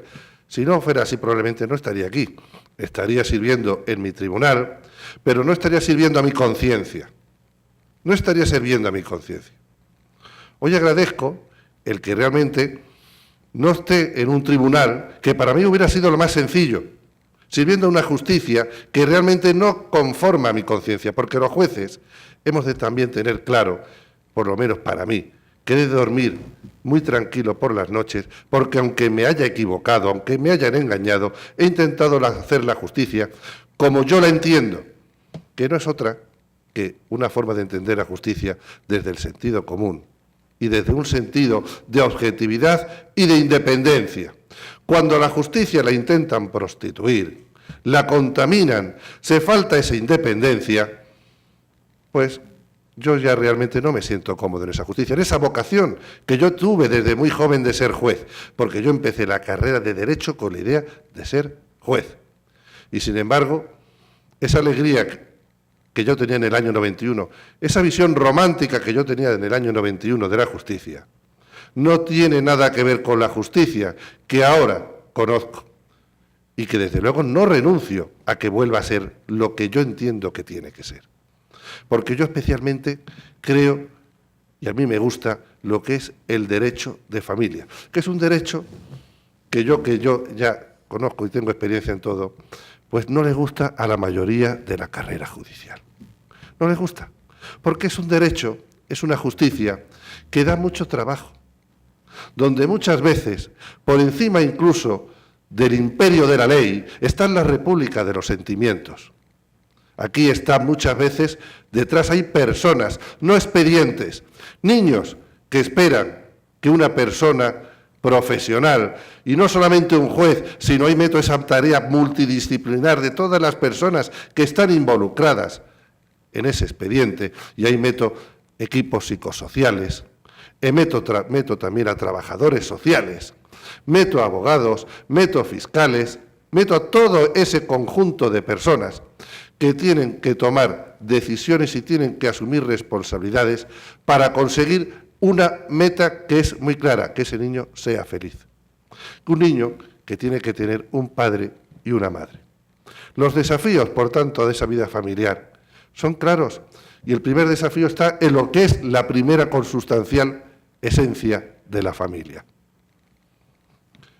Qué sencillo sería que todos viviéramos, nos quisiéramos, que tuviéramos un sentimiento de respeto, de solidaridad mutua, pero el ser humano, que es un ser gregario, el ser humano no está para que sea un lobo solitario, está para vivir en sociedad. Y esa célula donde el ser humano se conforma en sociedad se llama familia. Y eso que es tan bonito cuando queremos casarnos, nos amamos y nos hacemos novios y tenemos proyectos de vida, es precioso, pero también implica sacrificios y renuncia de derechos individuales. Y ese es el primer riesgo que tiene la vida familiar, el hedonismo. El egoísmo que tenemos muchas veces a la hora de enfrentarnos a relaciones de pareja y de tener hijos, porque muchas veces la misma forma de pareja no es el problema. Donde realmente la pareja empieza a tener problemas y empieza a tener que asumir responsabilidades que tienen que ser en igualdad. En igualdad es precisamente cuando nos unimos y realmente queremos formar una familia. El hedonismo, por tanto, ese egoísmo, es el primer enemigo al que nos enfrentamos y el riesgo que tenemos que ir superando para que tengamos claro, desde un aspecto de educación en igualdad, que los niños, cuando lo que conforma su educación, lo que atañe a su cuidado y atención, no es una cuestión que solamente afecte a las madres, porque la crianza, ese sentimiento que tenemos que tener de nutriente, de función nutriente con respecto de los hijos, no es cuestión solamente de las madres, ni de las abuelas maternas, en las que muchos delegamos, ni la educación tenemos tampoco que delegarla en los centros escolares. La educación es una cosa que incumbe, que compete a unos señores que se llaman papás y mamás, en igualdad de derechos y en igualdad de obligaciones. Y esa es la primera causa que tenemos que tener en cuenta, porque muchas veces tenemos una vida muy agitada, tenemos una vida en la que muchas veces llegamos cansados del trabajo, tenemos una vida que implica tensión, que implica estrés, donde los hijos quedan muchas veces en una situación secundaria. Y en esas situaciones donde todavía el amor no ha desaparecido, el afecto conyugal, el afecto de pareja, que nos seguimos llegando bien, ya existe un primer riesgo, que es el que no tenemos muchas veces tiempo ni ganas de dedicarnos a la educación y el cuidado y las demandas que nos hacen no solamente los hijos del divorcio, sino los hijos de cualquier pareja en situación de armonía y de normalidad. ¿Y qué decir cuando desaparece el afecto? cuando llega la situación de ruptura, cuando llega la crisis, cuando llega el divorcio.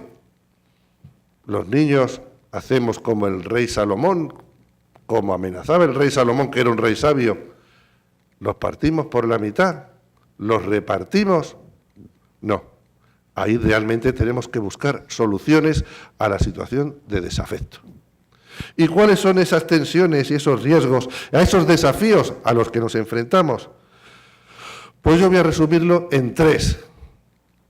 1, que ha sido un desafío que yo creo que hemos de ir superando poquito a poco, que es el machismo consustancial, los estereotipos y roles machistas a los que hemos estado sometidos durante muchísimo tiempo.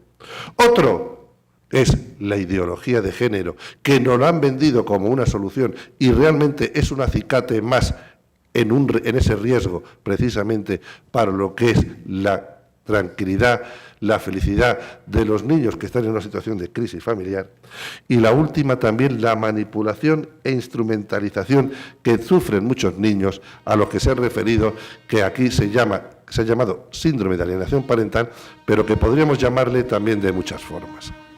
El primer riesgo, por tanto, es el machismo, los estereotipos, los roles que tenemos muchas veces en lo que es en la crianza de los hijos.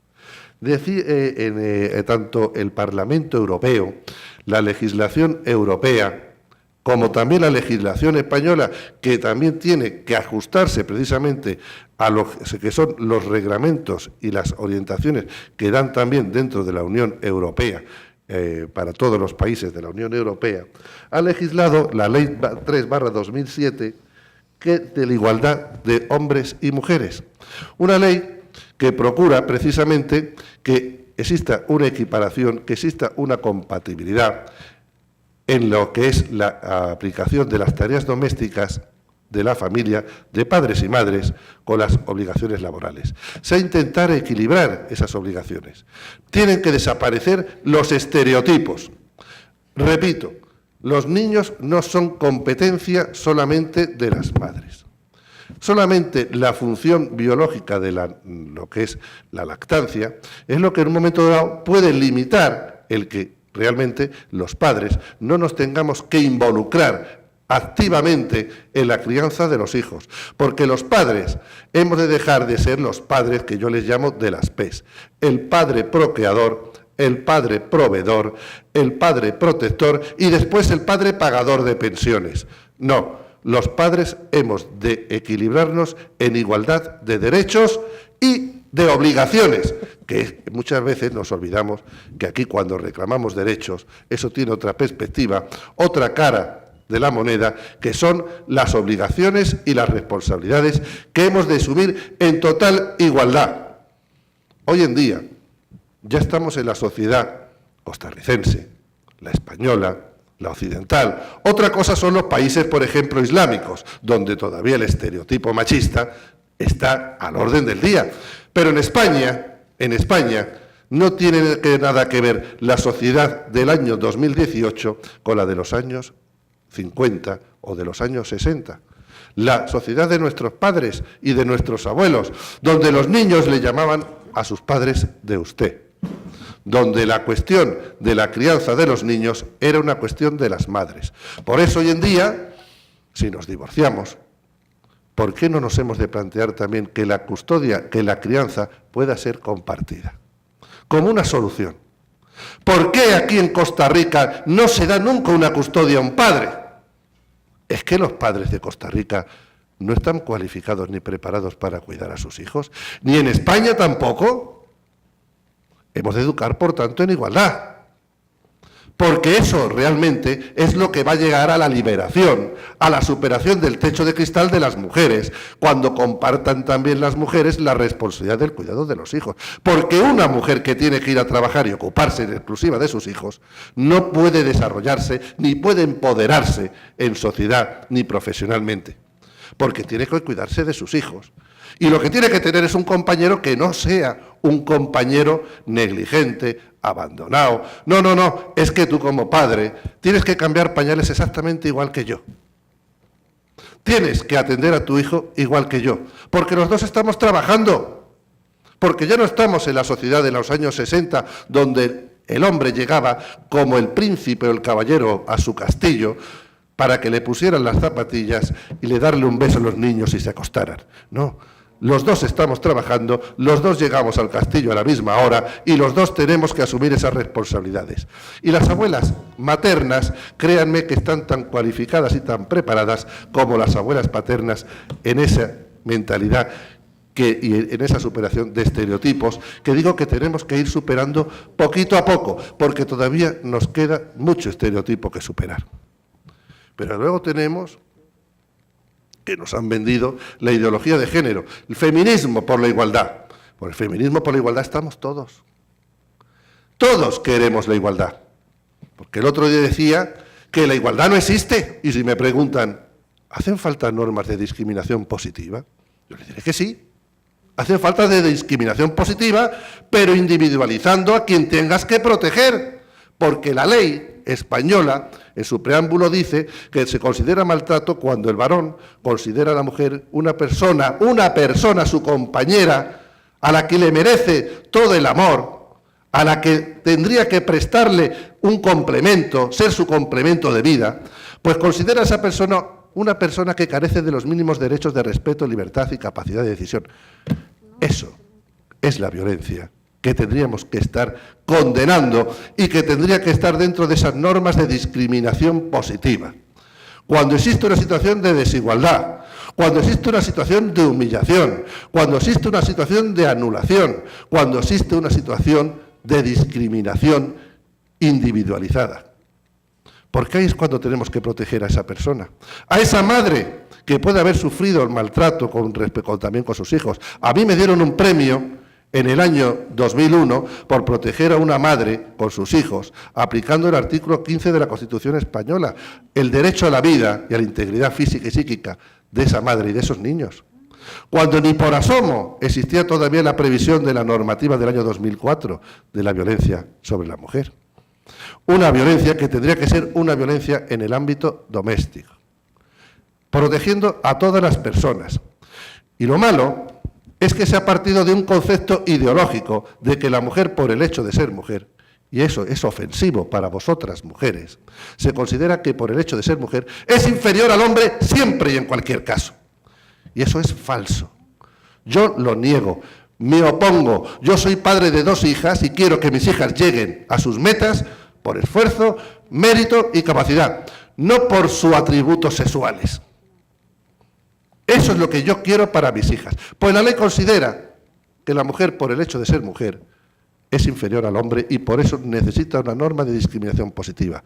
Porque el artículo 1 dice que se considera violencia todo acto de violencia física o psicológica. Por supuesto, la psicológica también. Muchas veces el maltratador que más maltrato y perjuicio y daño causa es con el maltrato psicológico. Pues la violencia física o psicológica que causa el varón sobre la mujer como manifestación de la situación de desigualdad, relación de poder y discriminación que existe siempre del hombre sobre la mujer. Como manifestación, si hubiera dicho la ley cuando sea manifestación, habríamos salvado realmente el objetivo y el propósito positivo, sano y respetable de proteger aquellas situaciones de discriminación. ¿Esto qué está provocando? Pues una situación de injusticia a la que yo me he revelado, uno de los motivos por los que yo no he querido seguir siendo juez de familia.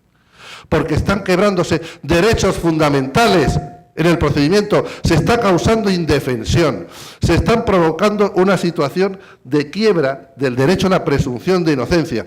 Ya no eres inocente, nunca. Tienes que probar en un proceso penal que cuando se te denuncia, tú eres inocente. O sea, que cuando aquí se entra, tú tienes que probar tu inocencia y no la parte contraria a tu culpabilidad. Pero es que es más, el 3 de agosto se ha aprobado una norma, un decreto que además tendría que haber sido por ley en España, donde ya no importa, porque claro, los jueces, como ha dicho también nuestro psicólogo, resulta que llegaban un momento dado en que el 80% había de absoluciones o de sobreseimientos, no se llegaban a condena. Y como eso no le gusta al concepto ideológico, ¿qué se ha hecho? Pues que ya no hace falta una denuncia, falta simplemente que asuntos sociales, comisarios de género, indiquen cuando a una persona le pongan la acusación, como la antigua Inquisición, de que tú eres maltratador y que las mujeres realmente no necesiten ni siquiera denunciar, lo cual significa que las están tratando también como personas de segunda clase. Por tanto, ya no estamos hablando aquí cuando se dicen denuncias falsas. En los estudios que se estaban haciendo en España de denuncias falsas, es que era el 0,0001%. No sé, ¿no? Un padre que quiere ver a sus hijos, puede decirle a esa señora que es una mala madre. Si eso se considera, esa expresión, como maltrato, evidentemente eso no es una denuncia falsa. Y habremos privado a ese niño a lo mejor de tener un padre maltratador. Si afecta ese maltrato y ese daño y ese perjuicio que le ha causado a la madre, también se extiende a los hijos. Evidentemente yo como juez le he privado de la patria potestad a ese padre. Pero el que tú seas un mal marido, el que tú seas una mala pareja con respecto a esa madre, no significa que tú seas un mal padre. Y ese niño, como ese niño que ha salido ahí, no significa que no deje de tener un padre. Eso no implica que se pueda hacer un trabajo de mediación, porque Lisa Parker, una mediadora inglesa, decía que en la graduación del maltrato y de la violencia hay 30 estadios. Bueno, pues claro, en los primeros está que discutimos a lo mejor hasta por el canal de televisión que ponemos. Si es que es normal que discutamos en las relaciones de pareja, y si el que esté libre de pecado, que tire la primera piedra. Todos discutimos en las relaciones de pareja. ¿Por qué? Porque no estamos de acuerdo en muchas cosas y porque si no discutiéramos, amigos y amigas, esto sería aburridísimo. Sería aburridísimo. Todos discutimos. Ahora, si yo discuto porque resulta que quiero ver otro canal de televisión y llamo en España al 016 y viene un patrullero con 4 o 5 policías muy preocupados porque puede haber una situación de maltrato, entre otras cosas eso tiene un coste económico muy elevado y a lo mejor estamos evitando que haya una mujer que sí necesita esa ayuda y la estamos llamando precisamente para una cuestión que no tiene ninguna importancia, que es una discusión y una conflictiva en cualquier situación de normalidad familiar. Bueno, pues resulta que, claro, en esa conflictiva, si empezamos a tener el maltrato, lo ponemos a la altura del techo, por ahí entra todo. Es imposible que haya mediación familiar, porque la mediación exige una negociación, que exista diálogo, intentar buscar soluciones sin vencedores ni vencidos, desde un plano de igualdad. Si la ideología de género nos dice que no somos iguales, no cabe mediar nunca. ¿Por qué? Porque la mujer no está nunca en un plano de igualdad con el hombre. Con lo cual nos estamos cargando las mejores herramientas para evitar precisamente esa conflictividad y esa guerra. No es posible alcanzar la paz social que estaba abogando mi amigo Francesc. ¿Por qué?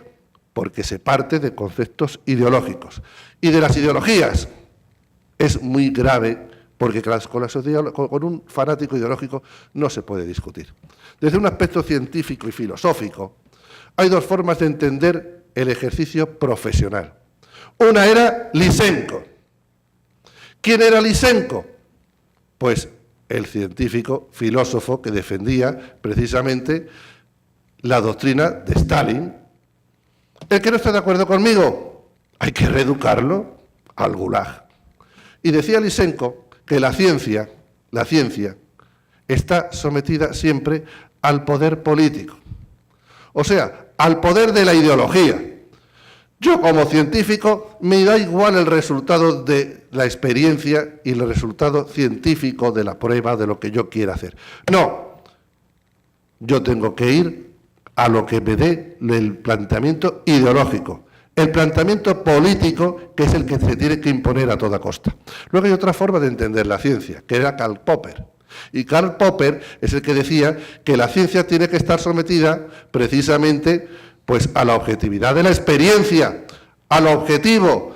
Ni un juez puede predeterminar el resultado, ni un psicólogo, ni un trabajador social, porque esa visión multidisciplinar que tenemos, hemos de hacerla desde un aspecto de objetividad profesional y científico. Si yo predetermino mi trabajo desde un aspecto ideológico y fanático, al final voy a llevar al resultado que yo quiero desde mi planteamiento. Si un fanático comprueba que su planteamiento no coincide con la verdad y con la realidad, ¿qué hace? Muy sencillo. Modifica, transforma la realidad, la cambia. Por eso se hacen estadísticas al gusto. Por eso se hacen informes y se hacen trabajos para demostrar que tengo razón, que no existen denuncias falsas, que no existe violencia, la violencia no es bidireccional, solamente unidireccional, que los niños solamente son maltratados por sus padres, etcétera, etcétera. Se controlan los medios de comunicación. Decía en la Alemania nazi que una mentira 1000 veces repetida se convierte en una verdad de Estado.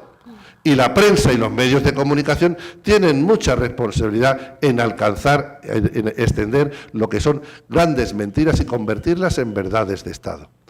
Sin embargo, el científico, el profesional, el buen psicólogo, el buen trabajador social, el buen juez, el buen abogado, el policía que interviene en un atestado, cuando comprueba que su planteamiento a lo mejor inicial no coincide con la verdad que hace, cambia su planteamiento. Porque yo como juez me he planteado situaciones a lo mejor de alienación parental. ¿Y qué he llegado a la conclusión? Pues que no, que a lo mejor no había alienación, que era una situación donde estaba justificado que un niño no quisiera a su padre o a su madre, porque había una situación a lo mejor de maltrato que estaba oculta, había una situación incluso de abusos que estaban ocultos, o había una situación de falta de habilidades de ese padre o de esa madre para atender y para hacer feliz a ese hijo, con lo cual tenemos que reeducar también profesionalmente con el trabajo de coordinadores parentales, de mediadores, de profesionales, que le digan cuáles son las pautas que tiene que haber para que ese niño recupere el afecto, el cariño y la relación con su padre o con su madre.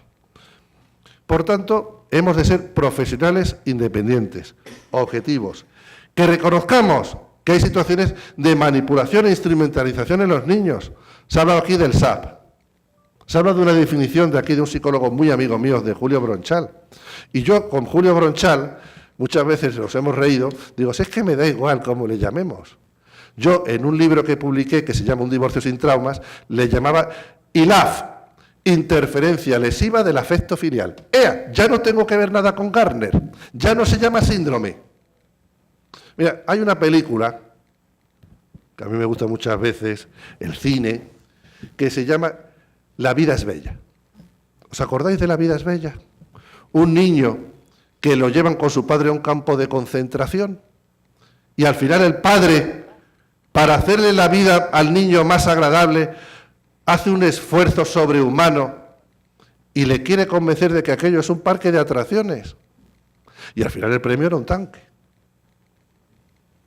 Bueno, pues esa es la esencia de lo que es la interferencia parental. A un niño se le puede convencer de que los Reyes Magos o Papá Noel van a venir mañana y está convencido. Y si le preguntamos al niño el 6 de enero, el 25 de diciembre, el niño ha visto a Papá Noel. El niño ha visto a los Reyes Magos. Porque esa es la alienación, la interferencia en positivo de la mente de un niño. Y ahí podemos hacer convencer a un niño pequeñito, pero no tan pequeñito, porque con la edad los niños dejan de ser marionetas con hilos y dejan de ser marionetas que actúan por sí mismos. Tienen ya vida propia esos marionetas. La culpa es de que las maneja, por supuesto. Por tanto, ese niño, a lo mejor que le hemos convencido que el campo de concentración es un parque de atracciones, podemos también hacerle ver que un padre, unos abuelos, una familia que lo quieren, que lo han querido, que se han llevado siempre con él, que eran un parque de atracciones, se convierten en un campo de concentración. También podemos hacer esa imagen en negativo en el niño. Y por tanto, lo primero que tenemos que reconocer es que este problema existe. Ya está reconocido en el CIE, ya lo tenemos en el DSM-5, y me da igual que le llamemos trastorno, pero lo primero que tenemos que hacer para tratar un problema es reconocer que existe el problema, Yo como juez he visto muchos casos de niños con alienación y como abogado también. Y ahora que también he estado ejerciendo durante unos meses, otra vez como magistrado, en un municipio de Barcelona, me he encontrado otra vez con los mismos problemas de alienación, de interferencias de niños a los que hemos de darles el tratamiento adecuado. Yo siempre digo que el tratamiento tiene que ser proporcionado y el menos lesivo posible, porque la interferencia puede ser leve, grave o muy grave. Y si un niño tiene una gangrena en la pierna, pues te dirá el médico con mucha pena y con mucho dolor en su corazón que tendremos que amputar ese miembro.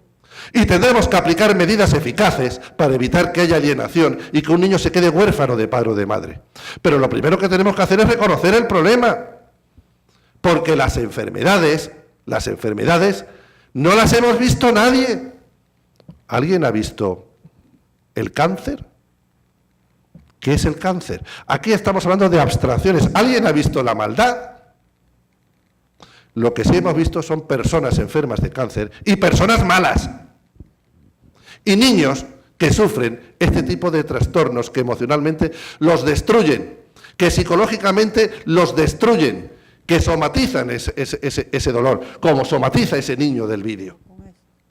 Porque lo mejor para una madre, para un padre, es brindarle el cariño, la solidaridad, el que tenga, como he dicho, no se puede separar un padre y una madre. Mira, hay una escena de un caso de un padre cuando de la guerra del Vietnam, que lo habían secuestrado y llevaba 6 años secuestrado en Vietnam y lo dejan en libertad a los 6 años. Pues la foto preciosa de esa liberación es la siguiente, os la voy a reflejar. Es una madre con 2 niños gemelos de 6 años, o sea, que no conocían a su padre porque ella se había quedado embarazada cuando su padre lo habían secuestrado y estaba preso en una cárcel de Vietnam, otro niño de 8 años y otro niño aproximadamente de 12 o de 13.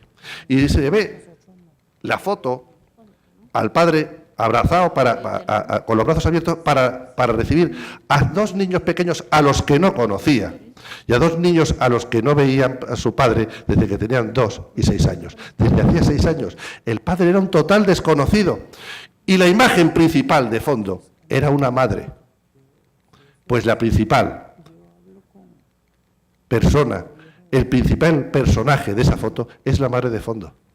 Porque había hecho y les había durante 6 años a sus hijos hablado del amor, hablándoles de su padre, que lo recibieran con los brazos abiertos. Pues se puede hacer también todo lo contrario. Un padre o una madre que ha sido un parque de atracciones, convertirlo en un campo de concentración. Y eso es tener muy mala leche. Y la mala leche no tiene sexo. Hay hombres que alienan y madres que alienan. Y a eso hemos de darle respuesta. Y a ver si se encuentran, se enteran ya todos los colegios de psicólogos y todos los profesionales y todos los jueces y todas las personas del Poder Judicial, que a esto les hemos de dar una respuesta tan eficaz como cuando se produce un impago de pensiones alimentarias.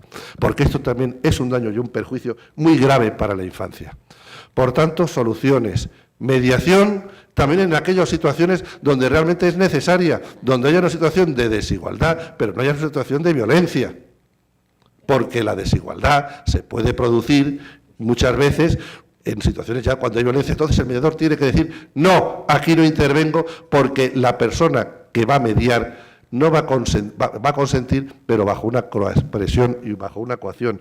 Coordinación parental, para que el juez tenga herramientas también para saber que por qué un niño rechaza a su padre o a su madre y cuáles son las actuaciones eficaces que se tienen que adoptar. Y todo eso realmente implica esfuerzo y cambiar de mentalidad. Mentalidad que significa que tengamos que darles respuestas individualizadas a cada caso de familia que se nos presente. Porque eso es lo que realmente, para eso estudiamos en las facultades y para eso nos enfrentamos a problemas todos los días, porque si ya los problemas nos vienen generalizados y ya tenemos la respuesta predeterminada, no harán falta jueces, bastaría una máquina que le diera simplemente los presupuestos y allí saldría la sentencia. Porque, como decía, León Tolstoy, y con ello concluyo, en Ana Karenina, todas las familias felices se parecen, pero las infelices lo son cada una a su manera. Muchísimas gracias.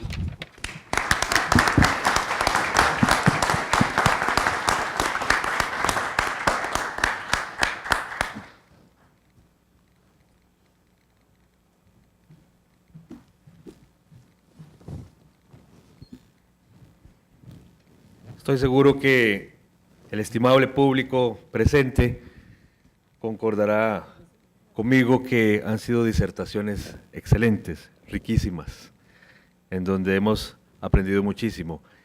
Pero para aportar, vamos a abrir el segmento de preguntas. Y me parece que aquí en la primera fila había una. Buenas noches. Mi nombre es Christian Ladley, soy profesor de esta universidad desde hace 8 años, soy padre lineado desde hace 3 y también soy una persona que fue condenada por violencia doméstica con una denuncia falsa y simplemente fue condenado porque no tuve testigos con los cuales defenderme. Soy periodista, ejerzo la profesión de periodista y me interesa mucho este tema por todo el preámbulo que les acabo de hacer. Don Francisco, usted hablaba de que lo que uno no está de acuerdo hay que cambiarlo y eso llama a la revolución, será pacífica en nuestro caso. ¿Cuáles elementos o cómo se desarrolló en España el hecho de que el Poder Judicial aceptara la alineación parental o el nombre que usted le puso? Esto se puede coger, ¿verdad? El problema es que en España tenemos un órgano de gobierno de los jueces que se llama Consejo General del Poder Judicial, que precisamente lo que tendría que promover es la independencia de los jueces, ¿correcto? Porque precisamente si existe un órgano de gobierno es para que los jueces sean independientes. Bueno, pues lejos de ello, el Consejo lo que está determinando es que los jueces en sus sentencias no apliquen nunca el concepto de alienación parental. Que cuando un niño rechaza a su padre o a su madre, porque parece que las madres que sufren alienación es que no salen en la foto, no existen. Porque aquí todo lo que no sale en la foto no existe. Bien, pues el Consejo General del Poder Judicial les está dando órdenes, instrucciones a los jueces, faltando a su deber de respeto de la independencia judicial para que no lo apliquen. ¿Por qué? Porque el órgano de gobierno de los jueces se ha convertido en un órgano político. La política en España está dominada por el fanatismo ideológico de género. Y esos políticos, órgano legislativo y el ejecutivo, son los que nombran al órgano de gobierno de los jueces. ¿Qué ocurre? Que la independencia judicial en España no existe. Porque, ya lo decía Montesquieu, tiene que haber división de poderes, legislativo, ejecutivo y judicial.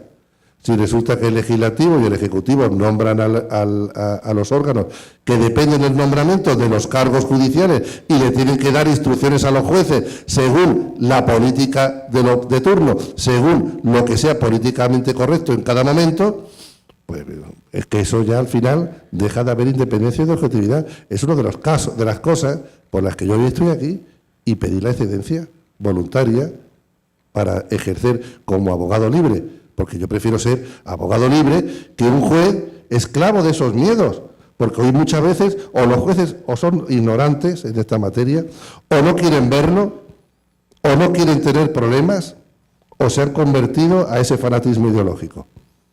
Y yo no paso por ninguna de esas situaciones, pero desde luego es un problema grave. Y es un problema grave que para primero, como dijo, para atajarlo, para hacer un tratamiento hay que reconocerlo, y que no se reconoce. Y sin perjuicio de que hay sentencias hasta del Tribunal Supremo y de audiencias provinciales que desde luego han tenido un abordaje muy serio. Yo, por ejemplo, en Sevilla he dictado sentencias y he conseguido volver con un niño que regresara efectivamente con su padre, o con su madre también en una ocasión, pero lo he conseguido primero reconociendo el problema y abordándolo con eficacia y desde luego tomando medidas contundentes. Muchas gracias. ¿Alguna otra pregunta?